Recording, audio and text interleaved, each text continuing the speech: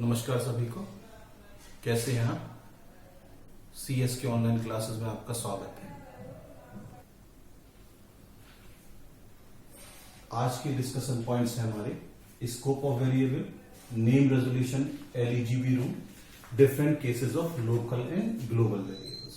Previous क्लासों में आप देख चुके हैं कि हम लोग फंक्शन से संबंध विभिन्न बिंदुओं पर चर्चा कर चुके हैं। जैसे हमने सीखा फंक्शन कैसे बनाते हैं, how we can pass the arguments or parameters inside the function, how many types of the function, what are the actual and formal parameters, as well as we have discussed the flow of execution, flow of control. We have discussed different type of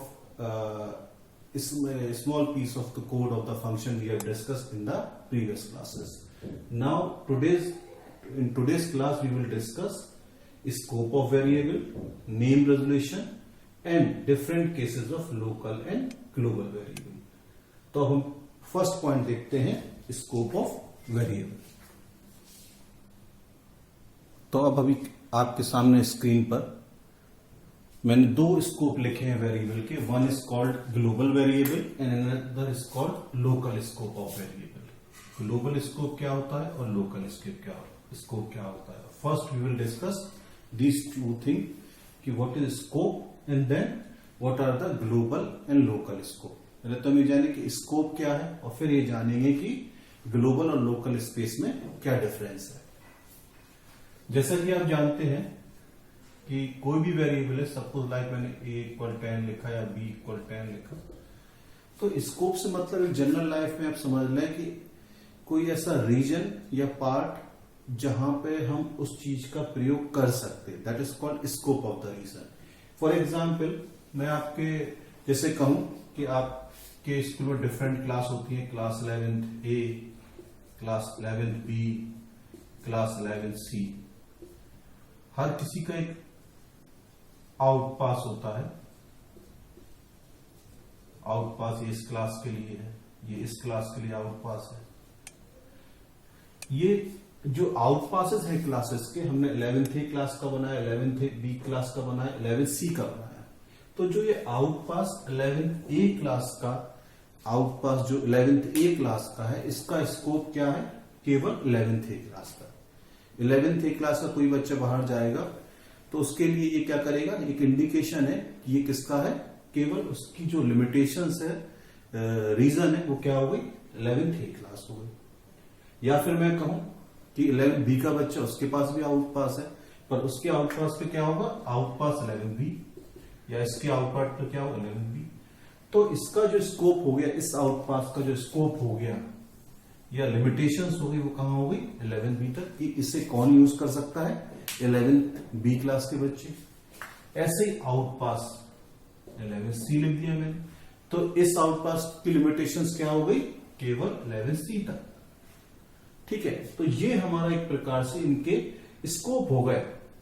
यानी 11th A class का scope क्या, 11th ए out पास का scope क्या हो गया, 11th ए तक। 11th be out पास का scope क्या हो गया, 11th बी तक। और 11th सी आउट पास का स्कोप क्या हो गया, 11th सी तक। तो ये हमारे लोकली, हम इनको कहेंगे इन आउट पास का स्कोप कैसा हो गया, लोकल हो गया। They work inside the locally of 11th A class, 11th B class और 11th सी क्लास। तो ये हमारी क्या हो गई, एक लिमिटेशंस हो गई, and we have fix the range of these out passes. ठीक है, तो इनकी रेंज हो गई। अगर हम मान के चलें कि हमारे प्रिंसिपल सर ने हमको क्या करा, कोई एक आउट पास बना के दिया, ठीक, वो हमारे पास क्या है, वो आउट पास जिस भी बच्चे को होगा वो इन सब किसी भी क्लास के अंदर जाने के लिए क्या होगा, ऑथराइज होगा।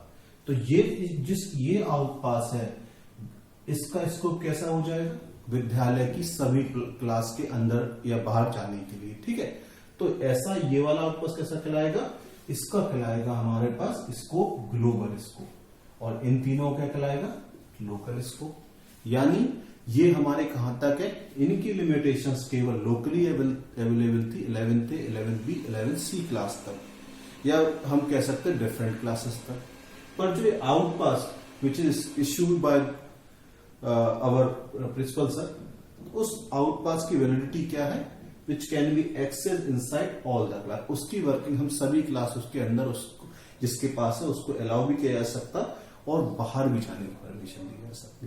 तो इसका स्कोप क्या हो गया, ग्लोबल हो गया। तो ये क्या है, लिमिटेशंस है। इस वाले आउटपास की लिमिटेशन विद्यालय की ज्यादा है, बड़ी है, मतलब विद्यालय के हर क्लास में जाने के लिए क्या है, इसको परमिट किया गया। और जो ये क्लास थी इनकी लिमिटेशंस क्या है, इनका जो एरिया है, रीजन है, वो हमने रिस्ट्रिक्ट कर दिया कि इसके बाहर इनकी एक्सेसिबिलिटी नहीं है। तो ये हम कह सकते हैं ग्लोबल और लोकल स्कोप हुआ। एक एग्जांपल और मैं आपके सामने देता हूं। तो स्कोप से मतलब क्या हो गया, स्कोप मतलब particular part of the program और region in which we can access this value. हम किसी प्रोग्राम के भाग में किस वेरिएबल की वैल्यू को हम एक्सेस कर सकते, किसकी नहीं कर सकते, ये कौन डिसाइड कर सकता है, उसका स्कोप ऑफ वेरिएबल। जैसे आप कहीं भी जाते हो, आए दिन वाटर पार्क या फिर आप किसी फेट में जाते हो, तो ये वाटर पार्क में आपको अलग अलग के कार्ड, अलग अलग एक प्रकार से कह सकते हो आप टोकन्स मिलते हैं। जैसे वाटर पार्क में होता है dry token, wet token, dry token, wet token, और ये क्या है हमारा तीसरा वाला, आप कह सकते हैं कॉमन टोकन, कॉमन टोकन। ठीक है, तो वाटर पार्क में वही हम गए है ना, वाटर पार्क में डिफरेंट टाइप के स्विंग्स होते हैं, कुछ ड्राई होते हैं, कुछ वेट होते हैं, कुछ कॉमन होते हैं। कॉमन मतलब आप फेट के अंदर जो भी चीजें उनका यूटिलाइज करना चाह रहे हैं। तो अगर किसी व्यक्ति ने केवल ड्राई टोकन लिया, the person who has taken only the dry token, तो वो कौन सा झूलों को या स्विंग को यूज करने के लिए ऑथराइज है, केवल जो ड्राई है। लिमिटेशन फिक्स हो गई, ये कौन से झूलों को यूज कर सकता है वाटर पार्क में, विच इज ड्राई। और जो वेट टोकन जिसके पास है वो किन को यूज कर सकता, जिनके पास क्या है, केवल जो एक प्रकार से ऐसे झूले हैं जिनमें पानी का फ्लो हो या कुछ हो, उनको यूज करने के लिए कौन ऑथराइज है, वेट टोकन वाला। अब कॉमन वाला, कॉमन जिसके पास टोकन होगा वो कैसा होगा, वाटर पार्क के अंदर जो भी चीजें, इवन ड्राई झूले हैं या वेट झूले हैं या अदर जो फैसिलिटीज हैं, अदर टाइप की प्रोडक्ट्स दी जा रही है, एक्सेसरीज दी जा रही है, वो उन सभी को यूज करने का ऑथराइज है। यानी इन दोनों की लिमिटेशन तो सीमित हुई, ये केवल ड्राई झूला तो सीमित था, ये केवल वेट तक सीमित था, और ये क्या था, कॉमन। तो इन दोनों को हम क्या कह सकते हैं, इन दोनों को ड्राई और वेट का स्कोप क्या हो गया, लोकल, लोकली अवेलेबल है। इनकी लिमिटेशंस इसकी ड्राई झूलों तक है, इसकी वेट की है, और कॉमन की कहां है, सभी जगह। कॉमन झूलों की जो एबिलिटी है सब जगह, इसका क्या कह सकते हैं, ग्लोबल है। ठीक है, बहुत से एग्जाम्पल, आप किसी फेट में गए, फेट में आपने आपको डिफरेंट टाइप के कार्ड्स रहते हैं कि वीआईपी कार्ड है, जनरल कार्ड है, या फिर कॉमन कार्ड है। तो अब जिस तरह का आपका कार्ड है, आप उस रेंज में जाने के लिए ऑथराइज है, वहां पर आप उन फैसिलिटीज को यूज कर सकते हैं। आप किसी फील्ड में जा रहे हैं या फिर किसी आप सिटी में जा रहे हैं, तो डिफरेंट टाइप के एग्जाम्पल है। तो यहां मैंने आपको 2 एग्जाम्पल्स दिए, स्कोप ऑफ वेरिएबल। तो स्कोप ऑफ वेरिएबल से मतलब क्या हो गया, एक ऐसा पार्ट और रीजन जिसमें हम क्या कर सकते हैं, वेरिएबल की वैल्यू को यूज कर सकते हैं। ठीक है, तो 2 टाइप के थे, एक कौन सा था, ग्लोबल स्कोप, और दूसरा क्या था, लोकल स्कोप। ग्लोबल स्कोप और लोकल स्कोप को समझाने के मैंने आपको 2 एग्जाम्पल दिए। पहले मैंने आपको दिया कि क्या है कि आपके पास क्लास के मॉनिटर का पास है, 11th A का पास अलग है, 11th B का आउट पास अलग है, 11th C का अलग है, 12th A का अलग है। तो उन जो आउट पास की है उनकी लिमिटेशंस हैं। 11th A वाला आउट पास केवल 11th A के अंदर यूज किया जा सकता है। It can not be use inside the 11th B class. The pass which are having classes for 11th B can not use in the 11th C। So different type of the passes है, पर उनकी limitations है for the particular class. But if any pass which is issued by the principal, and उस pass की खासियत ये है कि वो पास जिस बच्चे के पास होगा वो किसी भी समय उस क्लास से आ सकता है और क्लास में एंट्री कर सकता है।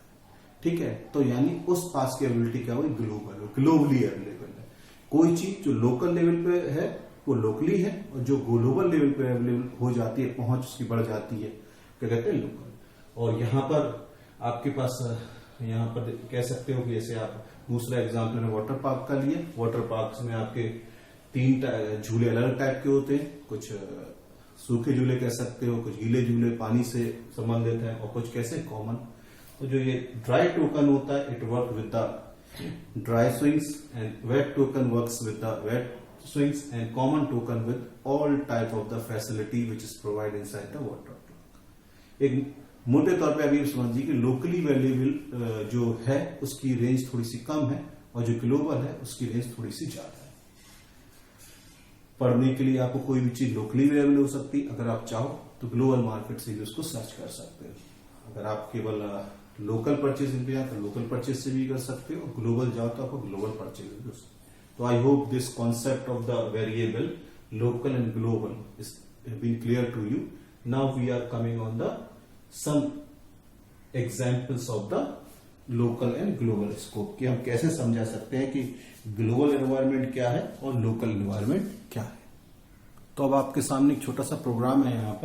यहाँ पे मैंने स्कोप ऑफ वेरिएबल को समझाने का छोटा सा प्रोग्राम बनाया हुआ है। आप देख सकते हो यहाँ पे क्या है, 2 फंक्शंस हैं। एक है ऐड, डिफाइन फंक्शन है जिसमें 2 आर्गुमेंट पास हो रहे हैं, एक्स और वाई, और उसमें क्या है, z equals to X plus Y.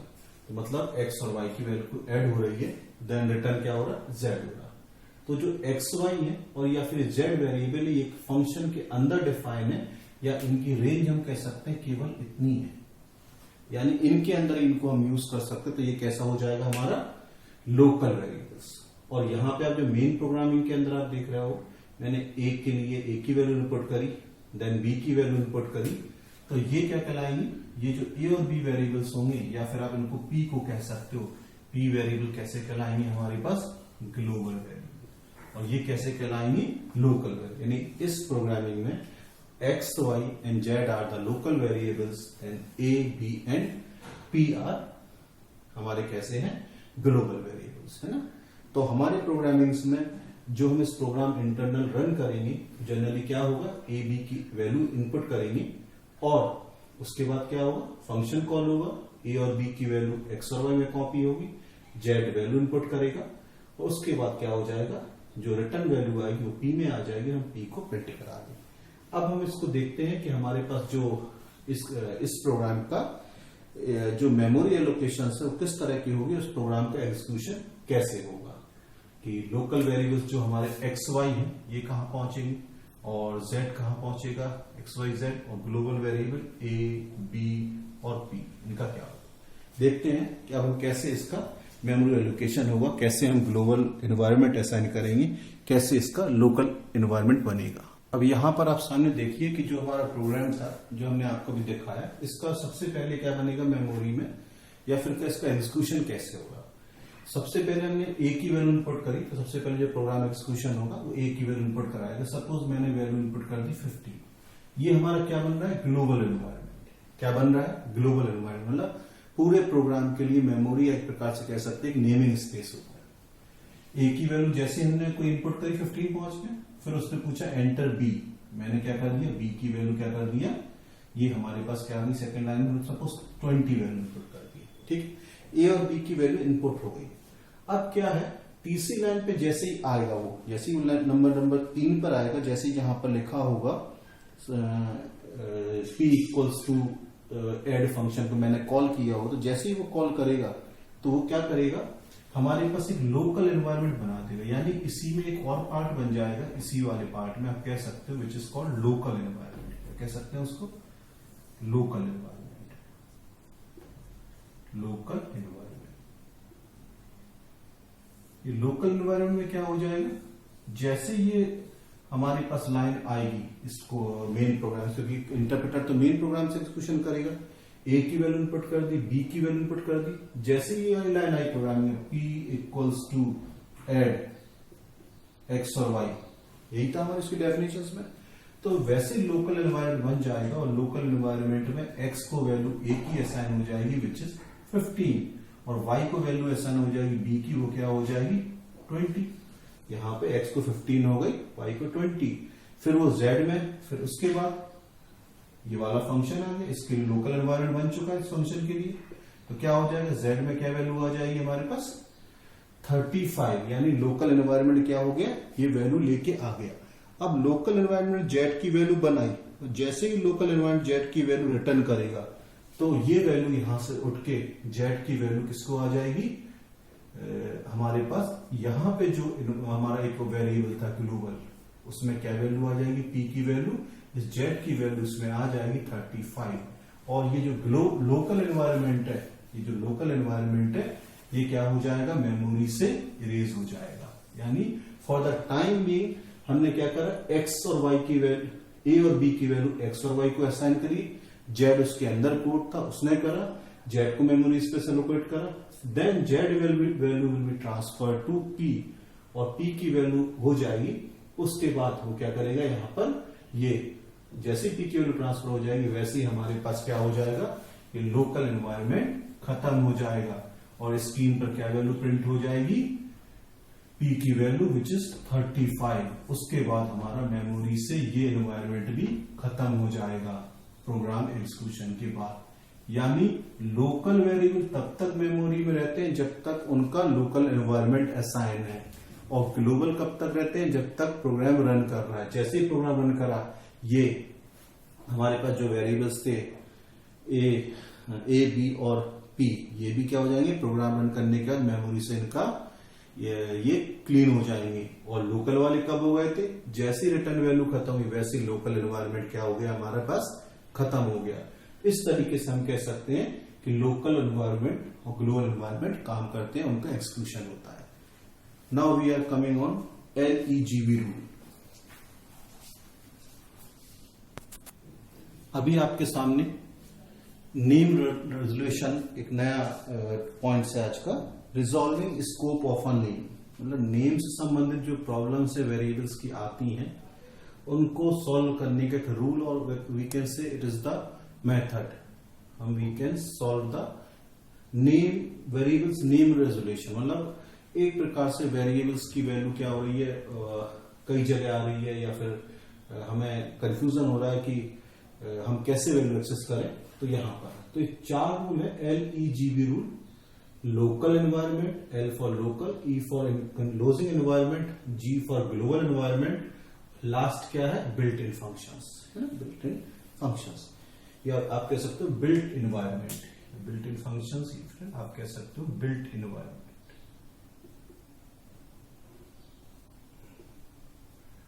ठीक है, बिल्ट इन्वायरमेंट ये हो गया। ये 4 इन्वायरमेंट है क्या, ये इन्वायरमेंट क्या है, रीजन क्या है। फॉर एग्जाम्पल जैसे आप इंटरप्रेटर किसी वेरिएबल को सर्च कर रहा है लोकल प्रोग्रामिंग में, लोकल पार्ट में, किसी फंक्शन के अंदर, बट वो उसे मिल नहीं रहा है, या फिर वो है नहीं, या फिर कई जगह उन वेरिएबल्स के नाम सेम है, तो कब कौन सी वैल्यू एक्सेस करेगा या फिर किसको प्रायोरिटी देगा, इसको करने के लिए LGB रूल डिफाइन किया।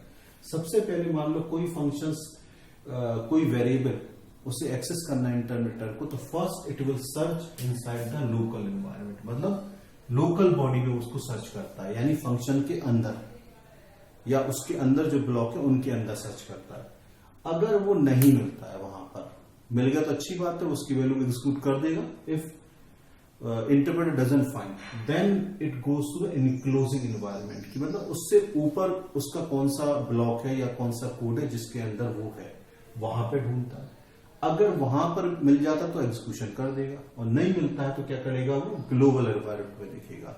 ग्लोबल एनवायरमेंट में भी वो वेरिएबल मिल गया तो अच्छी बात, नहीं देखेगा तो फिर वो क्या, built in environment other modules या फंक्शंस में या लाइब्रेरी में उनको ढूंढेगा।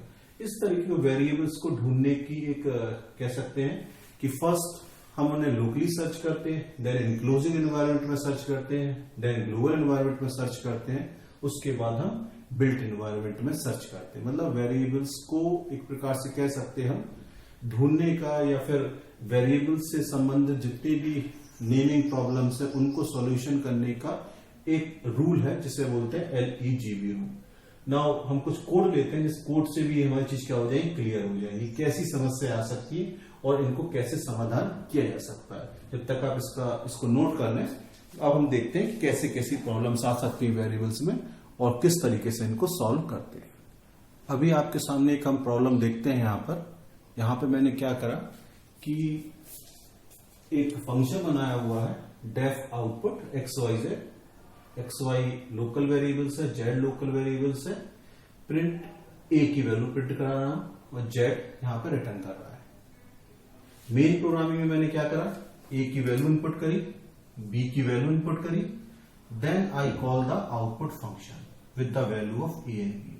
तो A value will copy in X, B value will copy in Y, then Z में क्या वैल्यू आ जाएगा, सपोज मैंने 2 और 3 की वैल्यू दी, ठीक है। अब यहां पर क्या है, 2 और 3 की वैल्यू दी, तो हमारे पास जेड में क्या वैल्यू आ जाएगी, जेड में वैल्यू आ जाएगी हमारे पास 5 वैल्यू। उसके बाद एक स्टेटमेंट आ रहा है यहां पे प्रिंट ए, ठीक है। एक्स वाई जेड तो क्या है, ये हमारे पास ये सिंपल कैसे वेरिएबल्स हैं, लोकल वेरिएबल है, जेड भी लोकल वेरिएबल है, रिटर्न जेड भी हो जाएगा, 2 3 5 यानी 5 रिटर्न हो जाएगा। बट एक स्टेटमेंट आ रहा है यहां पे print A and A is not defined inside the output function, यानी हमने इसको लोकली डिक्लेयर नहीं करा, इसको बताया नहीं है। अब ये कहां पे है, ए इस फंक्शन के अंदर तो है, ये कहां डिफाइन है, यहां पे ए और बी। तो यहां पे अब क्या होगा इस केस में, तो ये सिचुएशन आ सकती है कि variable in global scope but not in local scope, मतलब ए ग्लोबली तो अवेलेबल है पर इसके अंदर नहीं है। तो ये क्या करेगा, इस केस में फंक्शन पहले तो जो इंटरप्रेटर इसे लोकल में ढूंढता है, अगर लोकल फंक्शन के अंदर नहीं होता है तो इसको कहां से एक्सेस कर लेगा, ग्लोबली एक्सेस कर लेगा। यानी ए की वैल्यू जो हमने 2 दी है और बी की वैल्यू 3 दी है, तो ये क्या प्रिंट कर देगा, पहले जैसे ये फंक्शन कॉल होगा तो पहले तो प्रिंट हो जाएगी ए की वैल्यू 2 और उसके बाद रिटर्न जेड, जेड की वैल्यू आ जाएगी सी में विच इज 5 और ये 5 प्रिंट कर देगा। ये इस तरह की समस्या आ सकती है, कोई वेरिएबल्स है वो मैंने लोकली में एक्सेस कर रहा है किसी ब्लॉक में किसी फंक्शन के अंदर, बट उसकी वैल्यू लोकल है, then interpreter will access the global variable, means outside the functions the value which is declare, उसको हम एक्सेस कर सकते हैं। वो वैल्यू क्या करेगा, हमारे पास प्रिंट करा देगा। तो ये हमारा फर्स्ट रूल आप कह सकते हैं कि when variable in global scope but not in local scope, यानी ए का जो स्कोप था ग्लोबल था बट उसे हम कहां एक्सेस कर रहे थे, हम एक्सेस करना चाह रहे थे लोकल स्कोप में, तो फिर वो कौन सी वैल्यू एक्सेस करेगा, क्योंकि लोकल में डिक्लेयर है नहीं, वो कौन सी वैल्यू एक्सेस करेगा, जो ग्लोबल में भी। तो एक प्रकार से फिर से इसको रिवाइज कर देते हैं कि एक आपने फंक्शन बनाया आउटपुट एक्स और वाई, जेड जो इसके लोकल के अंदर नहीं, रिटर्न जेड। ए और बी ग्लोबल वेरिएबल्स है, ए की वैल्यू मैंने 2 इनपुट करी, बी की 3, तो सी में क्या वैल्यू आ जाए, सॉरी सी में हम जैसे ही आएंगे तो आउटपुट फंक्शन कॉल हो जाएगा, ए की वैल्यू 2 जाएगी एक्स में, ए की वैल्यू क्या जाएगी 2 और वाई की वैल्यू क्या जाएगी 3 जाएगी। तो यहां पर जेड की वैल्यू 5 हो जाएगी, प्रिंट ए लोकल वेरिएबल यहां पे ढूंढ रहा था पर इसको नहीं मिला तो कहां चला जाएगा, ग्लोबल में। ग्लोबल में ए की वैल्यू कितनी मिल जाएगी 2, तो स्क्रीन पर क्या प्रिंट हो जाएगा 2 और वापस रिटर्न स्टेटमेंट सी में वैल्यू 5 ले आएगा तो वो 5 प्रिंट हो। इस तरीके से हम इस नेम रेजोल्यूशन की प्रॉब्लम को सॉल्व कर सकते हैं कि अगर लोकल में नहीं है तो क्या करेगा, उसको उसके ग्लोबल में उसको बाहर उसके ढूंढता है। ठीक है, ये फर्स्ट रूल है। अदर सिचुएशंस हम देखते हैं जब वेरिएबल ना तो ग्लोबल में है ना ही लोकल में है, तब क्या होता है। तो यहां पर आपके सामने एक नई सिचुएशन है जहां पे क्या है, वेरिएबल ना तो लोकल में डिक्लेयर किया गया ना ही ग्लोबल में, उसकी वैल्यू ही नहीं है कहीं पर।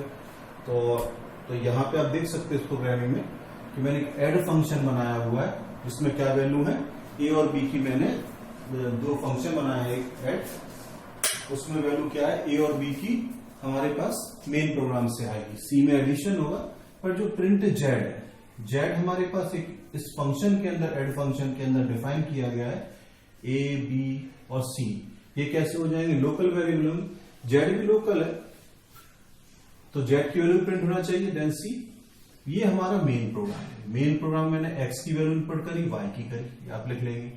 Then I call the function add X और वाई, तो एक्स और वाई की फंक्शन से कॉल हो जाएगा, ए और बी में कॉपी हो जाएगी, सी की वैल्यू आएगी। पर जेड को हम सर्च कर रहे हैं तो इंटरप्रेटर को उसको क्या कहा, लोकल बॉडी में भी नहीं मिला, लोकल फंक्शन में भी नहीं मिला, बट उसने जब ग्लोबल में देखा यहां पर आके तो भी उसको क्या कर, उसको जेड की वैल्यू नहीं मिल रही, तो क्या हो जाएगा, इस केस में वो क्या देगा, एरर प्रिंट करेगा, we are not getting the value of Z.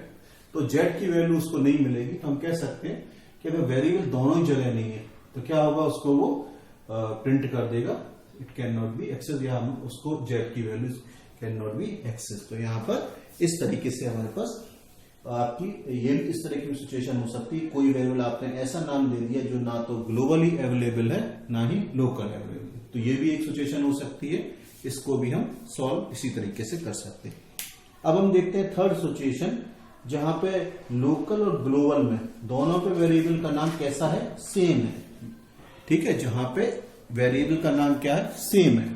इस प्रॉब्लम को हम देखते हैं कैसे सॉल्व होगी। तो यहां पे आपके सामने एक थर्ड केस है कि same variable name in local and global.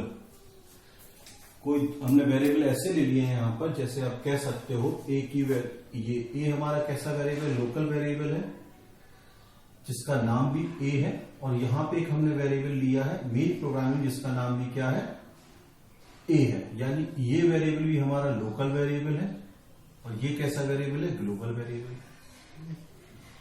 तो इनका प्रोग्राम तो ये एग्जीक्यूशन हुआ इसका।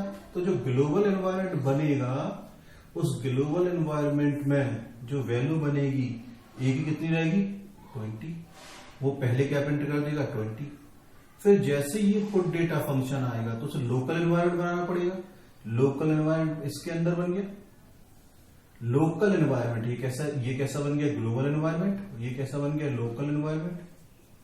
इस लोकल एनवायरनमेंट मतलब यहां पर ए की वैल्यू कितनी हो जाएगी, 7, और फिर यहां पर क्या करेगी, ये ए की वैल्यू जो प्रिंट करेगा यहां पर लोकल एनवायरनमेंट, क्योंकि लोकल में 7 है, तो ये क्या वैल्यू प्रिंट कर देगा यहाँ पे 7।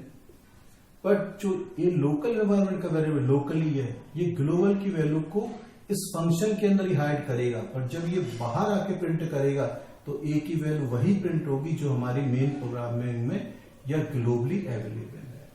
तो इस तरीके से हम कह सकते हैं कि नेम रेजोल्यूशन प्रॉब्लम यहाँ पे एक लोकल वेरिएबल और ग्लोबल वेरिएबल का नेम कैसा है, सेम है। सेम केस में फंक्शन के अंदर जो लोकल वेरिएबल है वो ग्लोबल की वैल्यू को क्या कर देता, हाइड कर देता। सबसे पहले प्रोग्राम एग्जीक्यूशन होगा, जैसे ही चारों स्टेटमेंट आए वैसे ग्लोबल एनवायरनमेंट बना, ग्लोबल एनवायरनमेंट में ए को क्या वैल्यू दी, 20, प्रिंट ए की वैल्यू ग्लोबल एनवायरनमेंट से 20 प्रिंट हो जाएगी। जैसे पुट डेटा फंक्शन आया तो एक क्या बन गया, लोकल एनवायरनमेंट, यानी मेमोरी का ये पार्ट लोकल एनवायरनमेंट। यहां पे हमने क्या वैल्यू करी, यहां पे हमने ए की जैसी जंप होके आएगा तो ए को क्या वैल्यू मिलेगी, 7, और प्रिंट क्या कर देगा, ये वैल्यू 7 प्रिंट कर देगा। उसके बाद हम फिर से वापस क्या हो जाएंगे, इसी में पहुंच जाएंगे ग्लोबल एनवायरनमेंट में, तो क्या कर देगा, ए की वैल्यू जो हमारे पास ग्लोबली अवेलेबल है वो 20 स्क्रीन पर प्रिंट हो जाएगी। इस तरीके से हम कह सकते हैं कि अगर किसी फंक्शन के अंदर किसी वेरिएबल का नाम और लोकल वेरिएबल का नाम और ग्लोबल वेरिएबल का नाम सेम है तो फंक्शन एग्जीक्यूशन के दौरान local will hide the value of global variable, local will hide the value of global. ये ए, इस ए की वैल्यू 20 को कहां हाइड करेगा, फंक्शन के अंदर, नॉट आउटसाइड द फंक्शन। बाहर फंक्शन के ग्लोबल वैल्यू ए की 20 ही एक्सेसिबल होगी। ठीक है, तो आपको ये थर्ड केस भी समझ में आ गया होगा। मैं एक केस और लेता हूं जहां पे हम देखते हैं कि अगर दोनों में सेम वेरिएबल है तो हम ग्लोबल वेरिएबल वैल्यू को कैसे एक्सेस करते हैं। अब आपके सामने तीसरा एक ये भी सिचुएशन हो सकती है कि यूजिंग ग्लोबल वेरिएबल, अगर हम फंक्शन के अंदर कोई ग्लोबल वैल्यू एक्सेस करना चाहते हैं जिसमें क्या है, दोनों के नाम सेम है। पिछले में क्या था, दोनों के नाम लोकल और ग्लोबल में कैसे थे, अलग अलग थे। बट यहां पे क्या है, जब यूजिंग ग्लोबल, अगर हम ग्लोबल वैल्यू को फंक्शन के अंदर यूज करना चाहते हैं तो इसके लिए हमें क्या यूज करना पड़ता है, कीवर्ड ग्लोबल। तो ये जेड वेरिएबल आप देख सकते दोनों जगह है, फंक्शन के अंदर भी है और मेन प्रोग्राम के अंदर भी।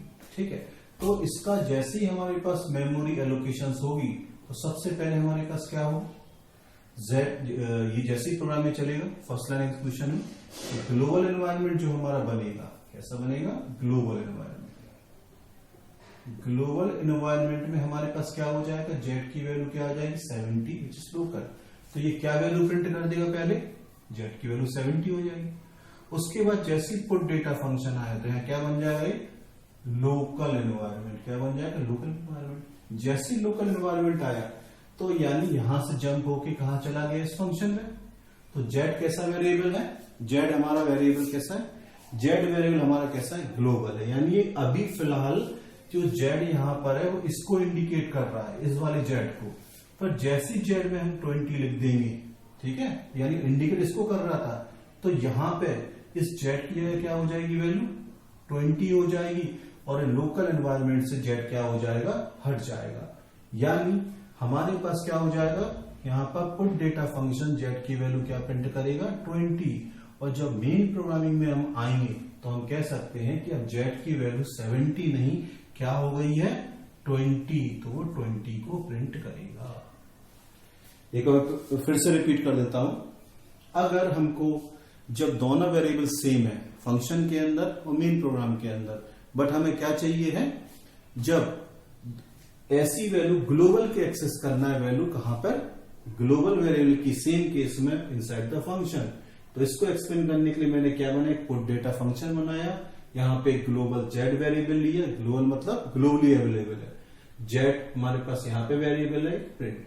मेन प्रोग्राम जैसे ही हमारे आए, z equal 70 print z put data print, जैसे ही मैंने लिखा तो एक ग्लोबल एनवायरमेंट बन गया।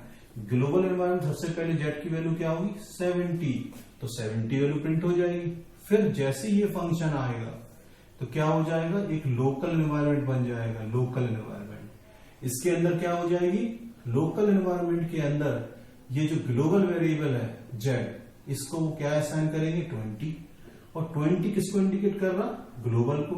तो ये ग्लोबल z जो वैल्यू है ये किसको, z के पास क्या पहुंच जाएगी, 20। ये यहां से क्या हो जाएगा, इरेज हो जाएगा। अब हम जब इसको प्रिंट कराएंगे, ये क्या प्रिंट करेगा, 20। और जब वापस मेन में आके हम z की वैल्यू प्रिंट कराएंगे तो z भी किसको एक्सेस करेगा, ग्लोबल, ये भी 20 प्रिंट करेगा।